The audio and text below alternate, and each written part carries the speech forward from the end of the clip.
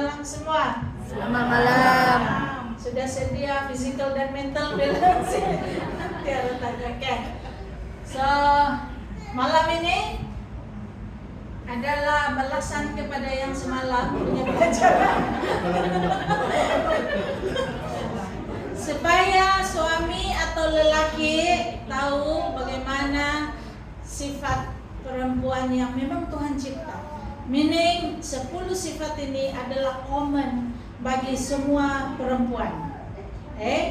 Jadi sebelum saya teruskan, mari kita berdoa dulu. Saya pimpin dalam doa. Bapa kami yang di surga, terima kasih Tuhan, Engkau beserta dengan kami pada malam ini. Sekali lagi kami menjemput Roh Kudus Tuhan untuk tinggal dalam hati kami. Dan Tuhan, saya mohon, biarlah Roh Kudus bekerja terus dalam hati saya juga, supaya apa yang saya sampaikan dapat membawa berkat kepada setiap anggota gereja yang ada di tempat ini, para tetamu, dan semua kami yang ada di tempat ini. Terima kasih Bapa, dan biarlah malaikat Tuhan beserta dengan kami juga menjaga kami. Dalam nama Yesus kami serahkan doa ini. Amin. Oke. 10 hal yang harus diketahui setiap suami tentang istri. Nah, ada 10 fakta, saya directly saja. Sebab kenapa sebenarnya ini sangat perlu untuk kita ketahui. Sebab oleh kerana lelaki tidak faham perempuan, perempuan tidak faham lelaki, inilah berlaku banyak perceraian. Kamu tahu baru-baru saja saya melihat bahwa saya tidak tahu berapa puluh ribu perceraian berlaku dalam tahun ini di Malaysia. Dan ini sebenarnya disebabkan, salah satu penyebabnya adalah ini, tidak mengerti. So hari ini ada 10 fakta mengenai wanita yang lelaki harus tahu. Kebanyakan perempuan merasa ini. 1. Istri selalu mempersoalkan harga dirinya, atau dipanggil perempuan ini low self esteem. Kenapa low? Dia kadang-kadang bila perempuan dia sudah berkawin, sekarang yang bujang ini belum rasa lagi. Tapi kalau yang sudah berkawin, disinilah kamu akan mempertimbangkan kalau dua-dua bekerja. Ya, bila sudah ada anak, yang satu terpaksa berpikir mau berhenti kerja atau tidak, sebab tidak ada mau jaga anak. Jadi apabila sudah begini, terutama sekali bagi tradisi dunia, lelaki diutamakan berbanding wanita. Kadang-kadang disebabkan itu perempuan berhenti dari kerja, jaga anak di rumah, dia sudah kata oke lah saya berhenti dan kamu yang bekerja. Atau ada juga yang lelaki berhenti kerja, perempuan yang pergi bekerja. Tetapi kalau ikutkan peraturan, dia lelaki lah yang cari nafkah, tetapi perempuan terpaksa tinggalkan kerja dia, dan oleh sebab itu dia terpaksa tinggalkan kerjanya dan menyokong suami. Dan dalam hal begini dia mulai bertanya, seolah-olah dia ini tidak macam sudah hanya buat kerja di rumah saja, macam sesuatu yang tidak penting lagi.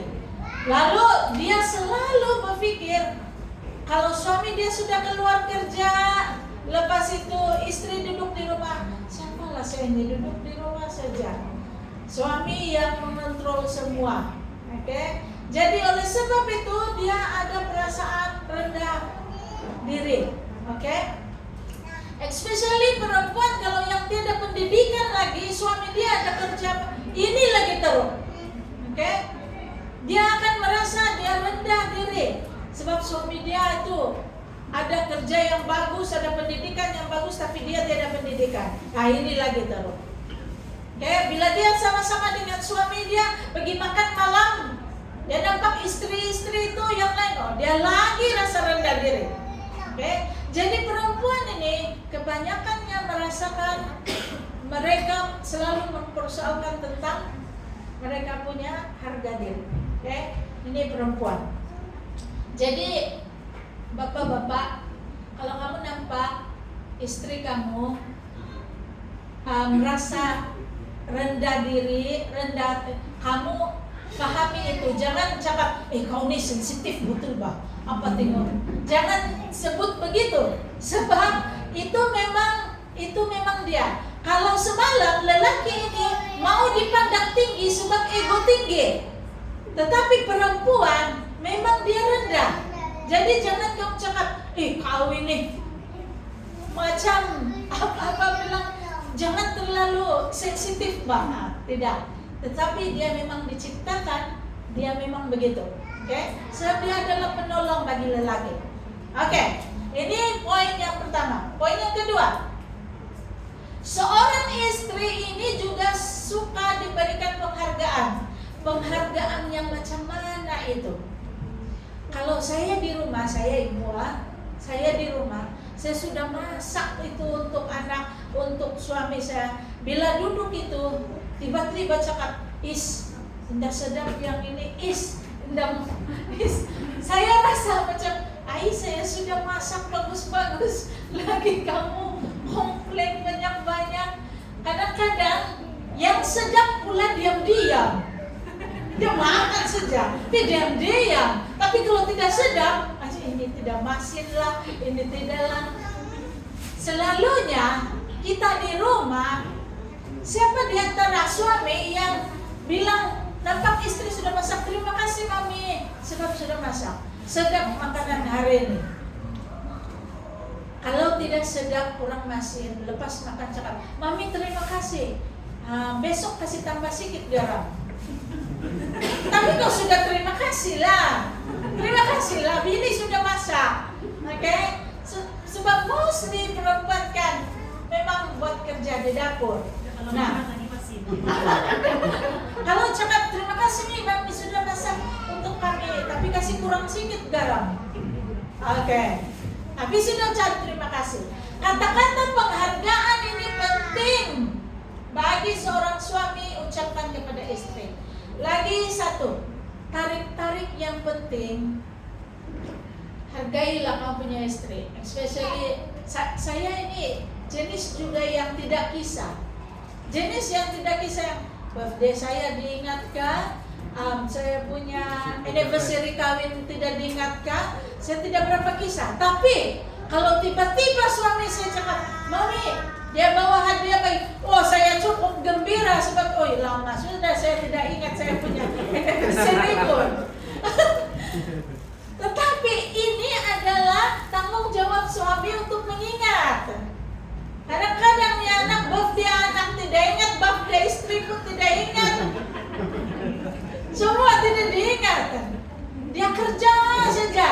Ya, kita tahu suami semua bawa duit bagi, tapi ada masanya yang kita harus mengingat untuk beri penghargaan kepada istri.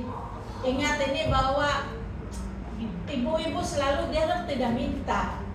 Tapi kalau karena kasih bagi sekali penghargaan itu, diorang jadi semangat tuh. Nanti besok pagi kau tengok apa yang dia buat. Nanti dia tidak pernah buat cake, tiba-tiba ada cake keluar. Sebab dia diberi semangat. Ya, Amsal 16:24 katakan, perkataan yang menyenangkan adalah seperti serang madu, manis bagi hati dan obat bagi tulang-tulang. Ibu-ibu jadi bersemangat. Especially kamu nampak istri kamu memang tidak bermakeup sudah, kadang-kadang saja. Kalau kamu balik tiba-tiba bawa gincu, janganlah makeup lah. Gincu satu, mami. Sekali-sekala pakai gincu supaya kau nampak cantik. At least pergi keluar makan malam kah, pergi gereja kah, pakailah lipstick saja. Nggak bayar pun itu eyeshadow semua itu. Bagi nanti itu istri excited dari hari Sabat dia pakai gincu itu. Jadi bagilah semangat, bagi penghargaan sedikit-sedikit supaya mereka jadi bersemangat sebagai seorang ibu. So ini sifat perempuan. Yang kedua, dia suka diberi penghargaan. Kita lelaki pun juga suka, tapi ada cara dia lain. Tapi bagi perempuan ini, ini penting bagi mereka. Seterusnya, ibu ataupun perempuan dia suka memiliki suami yang suka membantu kerja rumah. Anak, angkat tangan sudah siesta. Kalau kau tidak pernah cuci piring, pergi sekali-sekala cuci piring. Nanti dia terus dia cakap, kayak Papa terima kasih hari ini ke cuci piring. Atau cuci pakaian, atau jaga anak. Wah, ini sebenarnya saya melihat ada tradisi yang begini. Mungkin dalam Kristen tidak begitulah. Tetapi kalau mungkin kita punya saudara sebelah, susah sekali untuk mereka berpikir cuci pakaian kah, jaga anak kah, cuci piring kah. So, saya ingat uncle saya satu orang. Waktu dia yang masih begitu, dia tidak pernah buat apa-apa kerja di rumah. Semua nanti saya yang buat. Walaupun nanti saya sakit, dia juga buat. Dan lagi kena marah. Walaupun sakit tidak buat kerja di rumah, dia sakit lagi kena marah. Jadi istri bangga tahu tengok suami dia masak kadang-kadang. Anak-anak saya kalau bapak dia masak sup, semua excited. Pak, bikin apa buat sup Pak? Saya bapak dia semua main masuk kerja semua, main masuk. Jadi anak-anak dia suka ayam apa semua masuk. Yang mami dia itu selalu kalau masak karena jaga sebab pikir itu suami mau jaga kesehatan. Jadi kita mau jaga betul apa yang dia masuk, tapi yang bapak itu kasih masuk semua jadi anak-anak suka. Tapi kita bangga bila nampak suami tolong buat kerja di rumah, especially yang menyapu. Saya tahu lelaki kurang sekali yang mau menyapu, tetapi menyapu rumah kadang-kadang, oke? Ada suami pada menyapu, oke? Very good. Tapi tradisi masyarakat ini yang mengatakan kerja rumah ini perempuan yang buat saja. Jadi suami-suami ingat bahwa istri sebenarnya bangga kalau ada suami yang boleh tolong buat kerja di rumah. Oke? Ini poin ketiga.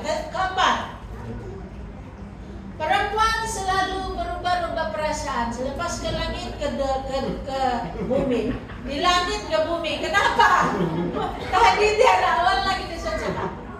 Dia pagi-pagi senyum-senyum lagi, nanti tengah hari dia menangis-nangis. Kenapa ada perubahan perasaan begitu? Perempuan ini dicipta oleh Tuhan. Aliran darah wanita ini kurang 20% lebih sedikit daripada lelaki. Kenapa? Kita tahu bahwa oksigen itu diangkut oleh darah ke seluruh badan, dan oleh itu kapasiti oksigen itu sedikit di otak dia akan menyebabkan dia punya swing mood. Bila kurang oksigen, otak kita ini itu pandai berubah mood dia. Lepas itu wanita especially waktu datang haid, tolonglah. Kamu tahu itu. Kalau perempuan selalu, sebab dia ini dipengaruhi oleh biologi dia punya badan dia memang begitu. Perempuan dicipta begitu. Oke? Jadi darah dia itu time waktu dia hormon dia lagi, memang dia akan mood dia itu sekejap ke langit, sekejap ke memang macam itu. Dia kata lelaki harus memahami ini. Kalau kamu nampak istri kamu tengah marah-marah dan kamu tahu berapa hari bulan hari ini, kasih tenang diri kamu, sebab dia sedang mood swing. Oke? Jadi kena paham itu, kena mengerti itu. Especially yang kita ini sudah suami istri memahami dan mengerti itu. Kalau dia tengah marah-marah masak di dapur pun dia malas itu, tolonglah suami pergi masak di dapur. Dia tengah bad mood itu waktu itu, oke? So ingat, memang perempuan begitu, dia berubah-ubah perasaan. Bukan macam lelaki tidak. Lelaki tidak ada begitu. Perempuan ini macam itu. Jangan kamu heran tiba-tiba dia menangis. Kenapa kau menangis? Tidak tahu apa dia punya sebab. Tapi itu memang ada simptom yang begini katakan, sebab perempuan punya biological, dia punya tubuh badan begitu. Jadi Ini poin yang keempat. Poin yang kelima, dia ini seorang yang kuat. Jangan main-main dengan ini perempuan. Walaupun dia sekejap menangis, sekejap dia ketawa, tapi dia punya ketahanan hidup itu lebih kuat. Oke?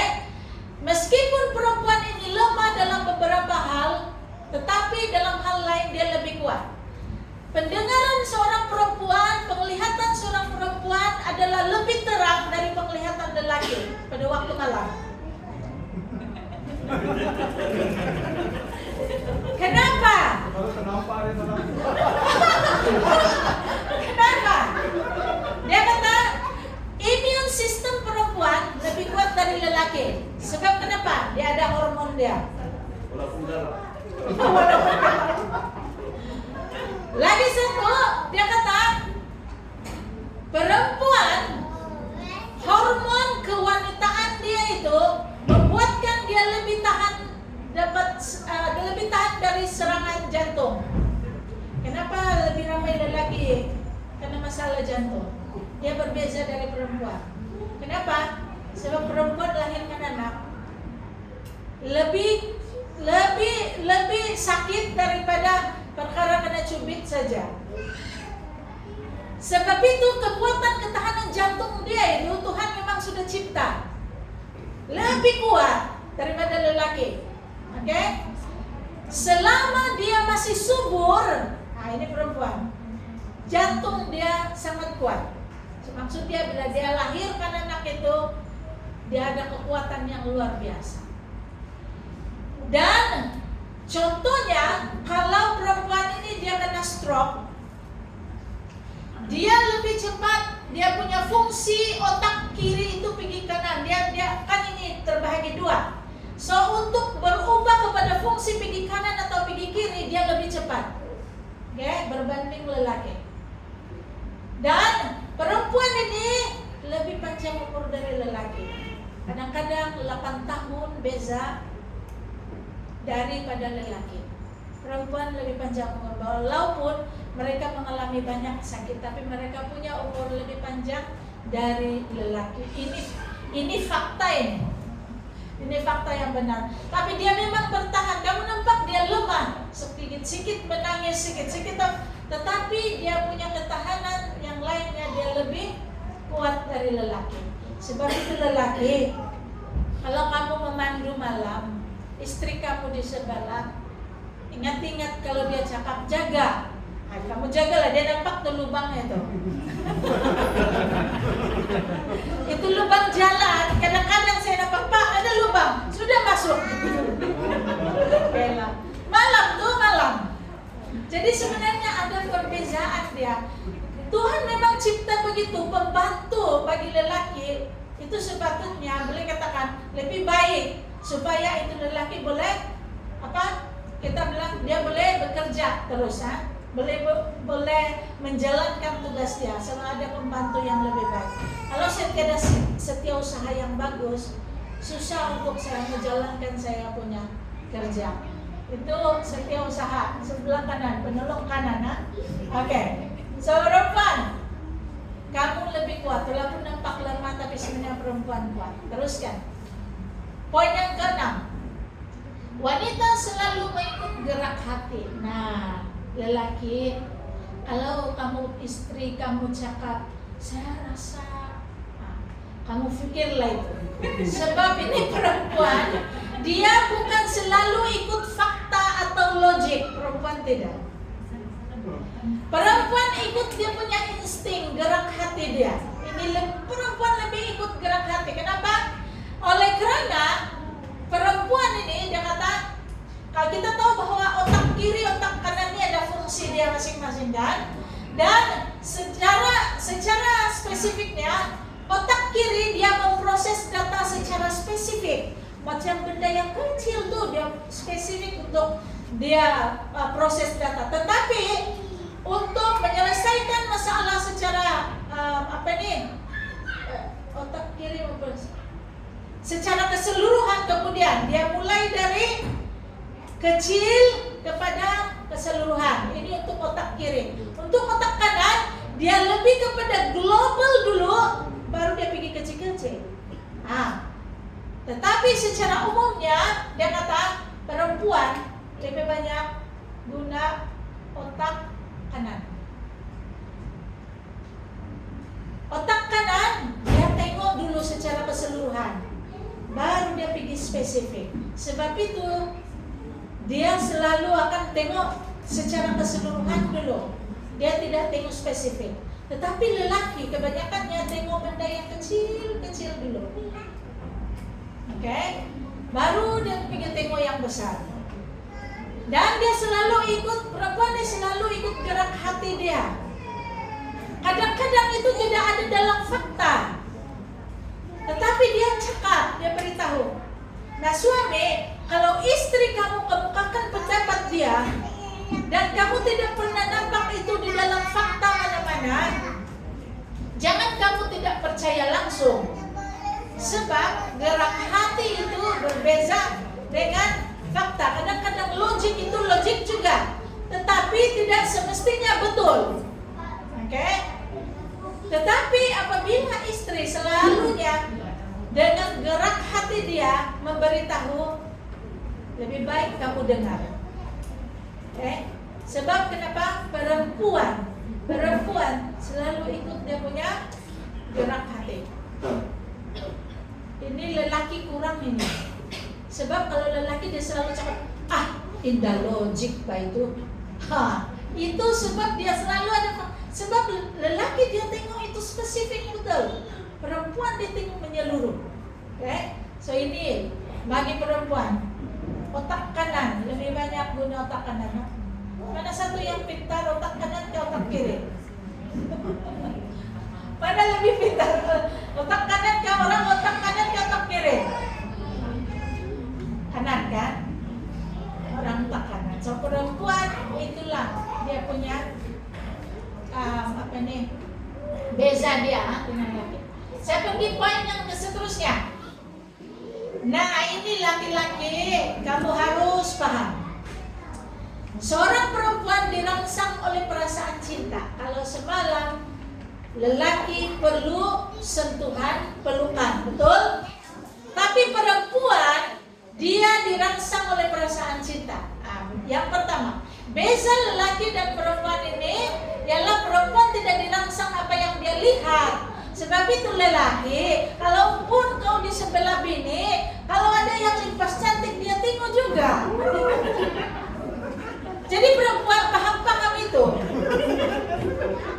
Memang itu lelaki diciptakan dia suka benda yang cantik. Tidak, dengan perempuan itu tidak ada itu. Dia bukan tidak suka, tetapi dia tidak dirangsang dengan benda yang cantik. Itu cantik. Tidak. Kalau perempuan tidak, tapi lelaki dia tengok saja dia terangsang. Tetapi perempuan ini tidak. Dia punya emosi yang kamu kena menangis. Kau handsome macam mana di sana pun kalau dia tidak suka, minta maaf saja lah ya. Oke. Dia kata seks tidak bersifat fisikal tetapi emosi bagi perempuan. Lelaki kalau lepas bergaduh bertengkar, dia lepas itu dia siap untuk apa? Hubungan intim. Tapi kalau perempuan lepas bergaduh minta maaf ya, sana kalau di luar tidur ya. Perempuan tidak akan ada rasa itu untuk mau. Kalau dia masih marah lagi, Aina, kau mau ini kau ditendang, tidak ada perasaan itu. Sebab kenapa? Kamu kena kasih sembuh dulu hati dia. Sudah sembuh hati dia, kamu sudah pujuk dia, baru ada dia tidak akan terangsang oleh kerana apa yang dia nampak. Kenapa lah kalau beribu orang di sana, kalau dia marah dia tidak dapat dirangsang itu. So kamu lelaki pahami ini, minta maaf dengan laki-laki. Pada waktu kamu mau tapi istri masih marah, tolong pujuk dirang duluan. Sudah pujuk, kalau yang pujuk sekejap dapat, kalau yang 3 hari dah. Minta maaf, kamu menunggulah 3 hari. Kalau dia belum sembuh lagi. Ada kan begitu 3 hari? Ada nggak? Jadi minta maaf kan kasih sembuh dia dulu. Sebab kalau tidak sembuh dia tidak mau itu. Oke? So perempuan ini itulah dia punya sifat. Kami ini semua yang perempuan ini begitu. Oke? Sebab itulah perbedaan lelaki dan perempuan. Next. Perempuan dia menikmati ekspresi cinta, berbagai ekspresi cinta. Ada 3 tahap ekspresi cinta. 1 casual. Casual ini pegang tangan saja. Lepas itu intim, berpelukan. Lepas itu utama seksual. 3 peringkat ini. Kalau lelaki dia cepat, pegang tangan, peluk, dia terus boleh seks. Tapi perempuan lain. Minta maaf lelaki. Ini pun kamu pernah paham. Perempuan, walaupun mungkin dia yang duluan, setakat pegang-pegang tangan, dia berhenti sudah, dia sudah puas hati itu. Dia stop dulu. Besok peluk-pelukan, itu dia stop, dia berhenti sana, dia sudah puas hati. 3 hari ketiga, baru kamu dapat dia. Tetapi itu perempuan. Sebab kenapa? Dia berpuas hati dengan cara ekspresi cinta begini. Satu-satu. Kalau lelaki 1, 2, 3 dia terus 1 kali. Tapi perempuan tidak. Perempuan tidak begitu. Sebab itu lelaki kena tunggulah kamu melayani itu istri kamu. Apalagi yes. Sebab itu lelaki tidak sabar. Sebab mereka punya ini biologi lelaki tahu. Biologi perempuan lain, biologi lelaki lain. Lelaki lebih cepat, tapi perempuan dia lambat. Dia lambat, tapi dia kekal 3 hari. Ini perempuan. Roma 15 ayat 22 dan 3 daftar. Setiap orang di antara kita harus mencari kesenangan sesama kita demi kebaikan untuk membangunnya. Karena Kristus juga tidak mencari kesenangannya sendiri, tetapi seperti tertulis, kata-kata cercaan mereka yang mencerca kau telah mengenai aku. Oke. Saya punya tulisan betul, saya ambil itu. Macam ada. Tapi apa yang dikasih tahu di sana ialah jangan cari kepentingan sendiri. Kamu mau cepat-cepat pun kena belajar bersabar. Saya paham sebagai suami istri ini kamu ngerti. Yang belum berkawin, kamu akan melalui ini. Dan bila kamu melalui ini, kamu akan pikir, oh inilah pula yang si anti cakap itu. Yang lelaki pun kamu akan mengerti kemudian. Nah, ingat ini, perempuan kamu ambil masa, tetapi lelaki itu dia cepat. Tetapi perempuan juga kena pertimbangkan ini. Perempuan juga kena pertimbangkan hal ini. Janganlah ambil 1 minggu, nanti itu suami sudah sejuk. Seterusnya, wanita memerlukan telur-telur baru untuk sarang kosong. Nah, saya mau kasih tahu ini yang pergi masa waktu ini bila berlaku. Bila anak-anak sudah pergi kerja, sudah ada yang kawin, dia sunyi di rumah sudah. Sebab dia masak pun untuk diri sendiri, untuk suami saja. Apa yang dimaksudkan telur-telur ini? Telur baru ini bukannya bayi yang kecil yang dijaga, tetapi activity baru. Jadi bapak-bapak, kalau kamu nampak istri kamu, sekarang ada sudah yang mulai ini. Macam ada anak-anak yang kerja dan mau kawin sudah. Tidak sudah anak-anak di rumah. Di sana tidak ada activity dia. So dia mau sesuatu yang baru yang dia boleh habiskan untuk menutup kebosanan dia. Jadi apa yang perlu ialah memancing, bilang saya Pak. Dia buat hobi baru, atau dia pergi menanam bunga apa. Ini kenapa dia mulai sunyi, especially perempuan ini Kalau dia sudah pre-menopause, kamu tahu pre-menopause lagi terus swing dia punya mood. Yang sudah pre-menopause itu perempuan, lelaki ini minta maaf dengan lelaki, kamu terpaksa menunggu lebih lama. Sebab kenapa? Mereka yang pre-menopause lagi lama kamu mau menunggu. Hanya karena istri sudah kasihan dengan suami, sebab kasihan kan dengan suami, dan dia punya mood lagi swing, dan waktu ini dia rasa kosong, dia rasa ini, walaupun ada suami dia di rumah, dan dia mulai cari activity, jadi bagi dia activity yang dia boleh buat supaya dia tidak bosan. Jangan kasih biar dia sendiri saja, Nah, seterusnya yang ke-10,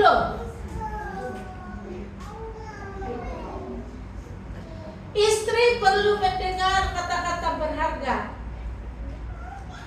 pada I love you.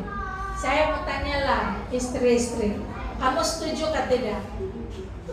6 bulan pertama lepas kawin, kamu udah pernah dengar lagi suami kamu cakap I love you? Apa perasaan kamu? Saya tuh cari-cari itu perkataan I love you. Ataupun lepas 1 tahun dan especially ada anak 1, saya tuh cari-cari itu perkataan I love you itu bila mau sebut. Kadang-kadang kau nih, ada lagi kau nih. Saya tanya, macam pastor tanya semalam, bila terakhir kamu cakap I love you dengan istri kamu? Baru yang semalam malam itu, sebab saya suruh kamu bilang si pastor. Hello, saya dengar orang bertelepon ya. Orang bertelepon ini 10 kali bertelepon 1 hari, di ujung telepon sudah bye, I love you. 10 kali telepon, di ujung dia I love you. Lepas kawin, habis makan, dada I love you. Ini lap meja, ucaplah terima kasih mami, I love you. Ini I love you kan tidak mau keluar sudah. Lagi kalau di depan orang lagi susah. Bikin malu sejak ini.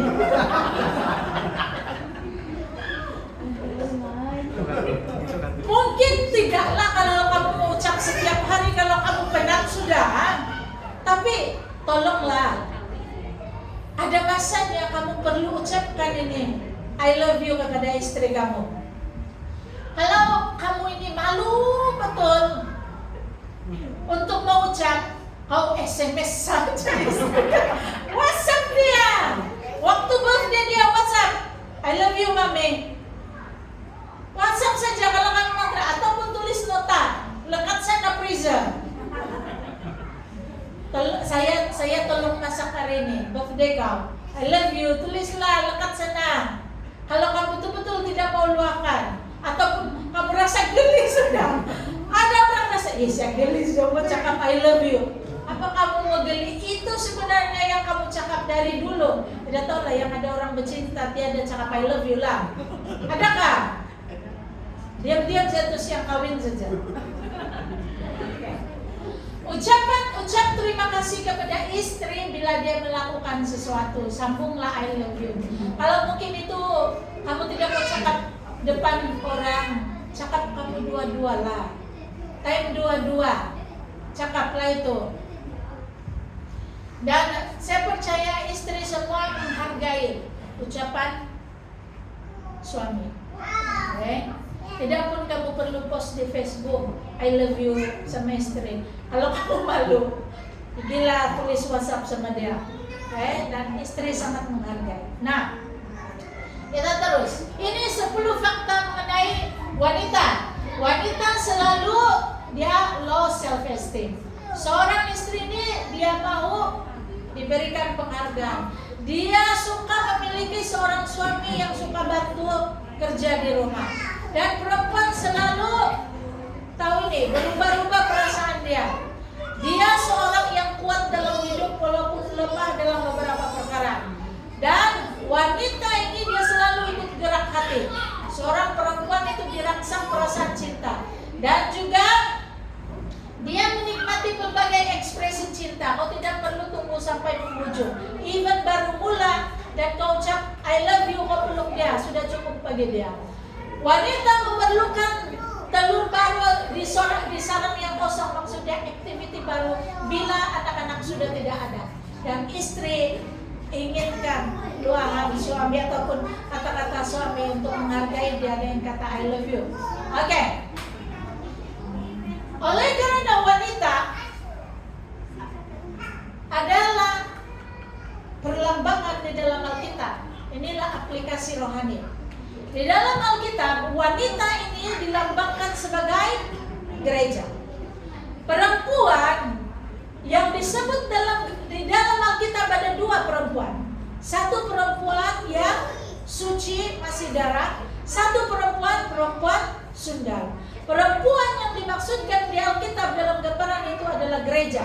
Satu gereja benar, satu gereja yang palsu. Walaupun dia disebut gereja tapi dia palsu. Efesus 5 ayat 23 dan hingga 25. Oke, ingat ini karena suami adalah kepala istri, sama seperti Kristus adalah kepala jemaat, dialah yang menyelamatkan tubuh. Karena itu sebagaimana jemaat tunduk kepada Kristus, demikian juga istri kepada suami dalam segala sesuatu. Hai suami, kasihilah istrimu sebagaimana Kristus mengasihi jemaat dan telah menyerahkan dirinya bagi. Jadi kita ingat bahwa gereja wanita itu adalah gambaran sebagai gereja. Nah hari ini tadi kamu tahu sifat-sifat seorang perempuan, yaitu istri kamu. Kita melihat sifat-sifat atau ciri-ciri gereja yang atau perempuan yang benar dalam Alkitab. Mari kita lihat. Ada 10 hal mengenai gereja Kristus akhir zaman yang benar.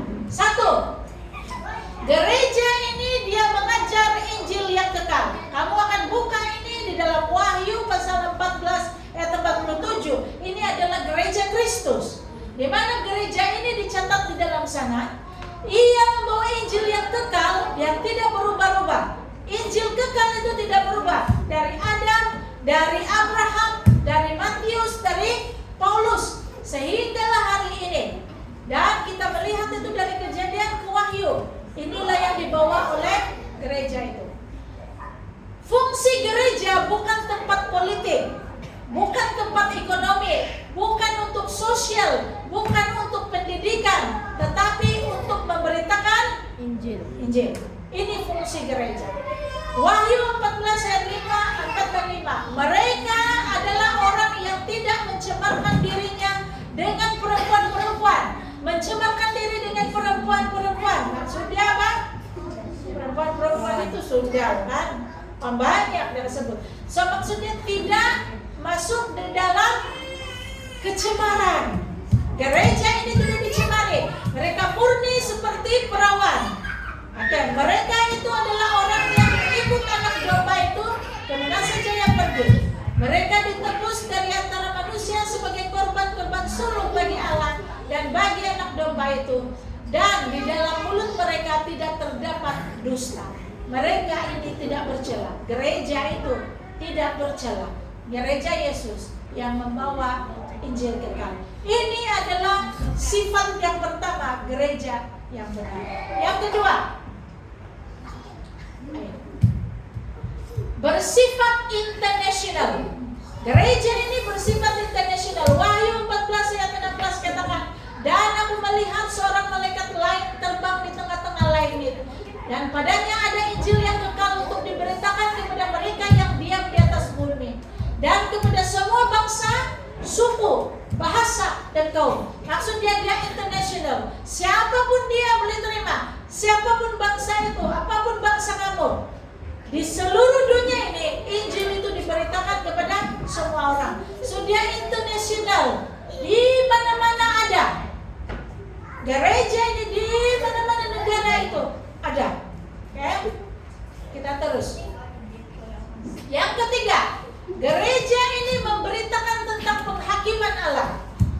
Di mana Wahyu 14 ayat 7 mengatakan ada peringkat-peringkat penghakiman, ada 3 peringkat penghakiman. Penghakiman sebelum Yesus datang, penghakiman akhir di dalam 7 malapetaka, dan penghakiman penghukuman pada kedatangan Yesus yang ketiga kali, waktu pembersihan secara total. Di mana Wahyu 14 ayat 7, ia berseru dengan suara nyaring, takutlah akan Allah dan muliakanlah Dia, karena telah tiba saat penghakimannya. Jadi dia memberitahu tentang penghakiman. Dia memberitakan tentang penghakiman. Gereja ini memberitahu tentang penghakiman. Sifat yang keempat, gereja ini menyembah Kristus pada hari Sabat, yaitu Wahyu 14 ayat 7. Sembahlah Dia yang menjadikan langit dan bumi dan laut dan semua mata air. Berapa hari Tuhan menciptakan langit dan bumi? 6 hari. Dan pada hari yang ke-7 telah menciptakan hari Sabat, dan Dia berhenti daripada segala pekerjaannya. Jadi gereja ini menyembah Kristus pada hari Sabat. Tuhan telah menciptakan bumi serta hari Sabatnya dalam seminggu. Dan panggilan ini adalah untuk menyembah Pencipta. Keluaran 20 ayat 11 katakan, sebab 6 hari lamanya Tuhan menjadikan langit dan bumi, laut dan segala isinya, dan Ia berhenti pada hari ke-7. Itulah sebabnya Tuhan memberkati hari Sabat dan menguduskannya. So ini sifat gereja itu di dalam Wahyu 14 ayat 7. Sifat yang kelima, gereja itu berseru menentang pelacuran Babel. Apa itu pelacuran Babel? Sesuatu yang tidak suci, sesuatu yang mana firman Tuhan lain, yang dia ikut lain. Itu nama dia apa? Perzinahan. Gereja memberikan kesetiaan dan kasihnya hanya kepada Kristus. Karena jika hanya dengan sengaja tidak mentaatinya, maka ia bermaksud melakukan perzinahan secara rohani.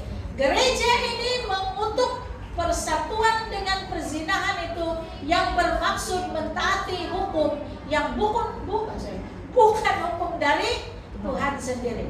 Maksudnya, kamu baca ini dalam Wahyu 14 ayat 8. Dan seorang malaikat lain, malaikat kedua, menyusul dan dia berkata, sudah roboh kota Babel, kota besar itu, yang telah memabukkan segala bangsa dengan anggur hawa nafsu.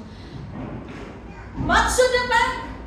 Anggur itu adalah ajaran yang boleh mengelirukan,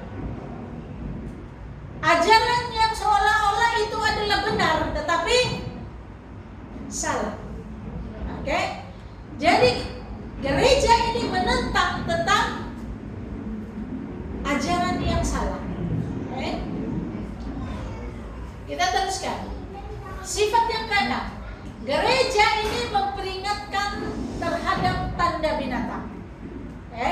Wahyu 14 ayat 9 hingga 11. Dan seorang malaikat lain, malaikat ketiga menyusul. Mereka berkata dengan suara nyaring, jikalau seorang menyembah binatang dan patungnya itu dan menerima tanda pada dahinya, pada tangannya, maka ia akan meminum dari anggur murka Allah yang disediakan tanpa campuran dalam cawan murkanya, dan ia akan disiksa dengan api dan belerang di depan mata malaikat-malaikat. Ini adalah ajaran yang mana salah, yang diambil oleh gereja-gereja yang mana disebut perempuan Sunda, mengambil ajaran yang diajar oleh manusia, bukannya Alkitab. Tanda binatang ini adalah kekuasaan roh yang telah menggantikan hukum Tuhan, yaitu hukum keempat tentang hari Sabat, hari ke-7, dan telah digantikan kepada hari yang pertama, yaitu pada hari Minggu atau hari Ahad, yang dikatakan di dalam Daniel 7 ayat 25. Kamu buka Daniel 7 ayat 25, dia katakan, ia menentang yang maha tinggi dan ia berusaha untuk mengubah waktu dan masa. So dia telah mengubah hukum yang Tuhan sudah sediakan dan telah diubah. So kita menentang gereja ini memperingatkan, jangan ikut itu, jangan ambil ini. Oke, ini gereja ya. Seterusnya, yang ketujuh, gereja Kristus yang benar, ia menegakkan 10 perintahnya. Kalau ada gereja yang mengatakan kita ini ada grace, kita tidak perlu lagi hukum 10 itu, ini bukan biblical. Karena Alkitab katakan gereja yang akhir itu dalam Wahyu 14 ayat 12, yang penting di sini adalah ketekunan orang-orang kudus untuk menurut perintah Allah dan iman kepada Yesus. Menurut perintah Allah, apa perintah Tuhan? Hukum 10 itu adalah perintah Tuhan. Mereka yang menolak untuk memelihara hanya 9 hukum. Dan Yakobus 2 ayat 10 mengatakan, jika engkau mengabaikan 1, maka kamu bersalah terhadap seluruhnya. Mereka ini mentaati perintah karena mereka sudah diselamatkan. Dan bagaimana gereja ini diselamatkan? Bagaimana dia telah diselamatkan? Gereja ini diselamatkan oleh iman kepada Kristus. Ayat tadi, menurut perintah Allah dan iman kepada Yesus. Kita tidak diselamatkan sebab kita pelihara hari Sabat. Kita tidak diselamatkan sebab kita dipelihara hukum 10. Tidak. Kita diselamatkan sebab iman kita kepada Kristus. Tetapi kita harus menurut perintah Tuhan. Sebab 2 sifat ini harus ada di dalam gereja yang benar-benar percaya kepada Tuhan dan menuruti perintahnya. Gereja ini kasih karunia yang menyelamatkan dan beriman kepada Yesus. Sebab karena kasih karunia kamu diselamatkan oleh iman. Itu bukan hasilmu, bukan hasil kita, bukan kita sebab kita buat baik kita diselamatkan, tidak. Tetapi pemberian Allah itu bukan hasil kita punya kerja. Tuhan telah memberikan ini keselamatan kepada kita. Tetapi kita punya tanggung jawab ialah menuruti apa yang Tuhan sudah berikan. Sifat yang ke-9, gereja ini tidak populer sebab gereja ini dianiaya. Wahyu 12 ayat 17, maka marahlah naga itu kepada perempuan itu, lalu dia pergi memerangi keturunannya yang lain yang menuruti hukum-hukum Allah dan memiliki kesaksian Yesus. Ada 2 poin yang penting. Pertama, Allah memiliki orang-orang yang jujur di mana saja, bukan dalam gereja SD ini saja, di gereja lain, di orang-orang yang bukan Kristen juga ada orang-orang yang jujur di sana. Jadi apa yang Tuhan mau ialah Kristus memanggil semua yang jujur ini, memanggil mereka untuk bergabung dengan umat yang sisa ini. Kalau baca Yohanes 10 ayat 14 hingga 16 mengatakan, padaku ada lagi domba-domba lain yang di luar kandang, dan mereka akan mendengar suaraku. Mereka akan dituntut. Ini adalah ayat di mana Tuhan mau supaya kita jangkau orang yang di luar. Kita bukan di dalam ini saja. Sebab ada ramai lagi di sana, di luar sana untuk bergabung di dalam gereja Yesus ini. Poin yang terakhir, sifat gereja ini adalah mendengarkan perkabaran Yesus. Dia mendengar apa yang Yesus, dia ikut mana yang Yesus suruh. Wahyu 19 ayat 10. Maka tersungkurlah aku di depan kakinya untuk menyembah dia. Tetapi ia berkata, jangan berbuat demikian. Aku adalah hamba, sama dengan engkau, saudaramu, yang memiliki kesaksian Yesus. Sembahlah Allah, karena kesaksian Yesus itu adalah roh nafas. Gereja ini gereja yang lahir dari roh nabuat. Kamu tahu apa maksud roh nabuat? Kesaksian Yesus itu adalah kesaksian Yesus yang disebut adalah roh nabuat. Roh nabuat itu adalah yang menuntun para nabi satu masa lalu untuk mereka menulis perkabaran ini dalam Alkitab. Dan Roh Kuduslah yang bekerja. Roh Kuduslah yang bekerja di dalam hati setiap para nabi. Dan roh nabuat inilah Alkitab itu dihasilkan dari roh nabuat. Memang manusia yang tulis, tetapi Roh Kudus yang menginspirasikan. Nah, kita tahu masa itu, masa akhir zaman ini, kita tahu bahwa ada satu yang ditulis dikatakan roh nabuat, tulisan roh nabuat. Di dalam Adventist, kita percaya bahwa Ellen White telah dipanggil untuk memulihkan kembali segala kebenaran yang sudah ditinggalkan. Contohnya hari Sabat, mengenai makanan, mengenai apa semua, menjaga kesehatan. Semua ini ada dalam Alkitab tetapi sudah ditinggalkan. Dan Tuhan telah mengutus seseorang supaya gereja dia terus mendapat kebenaran ini. Jadi gereja ini mendengar apa yang diberi perkabaran kepada mereka, yaitu melalui roh nabuat. Oke, nampaknya sudah jam 10.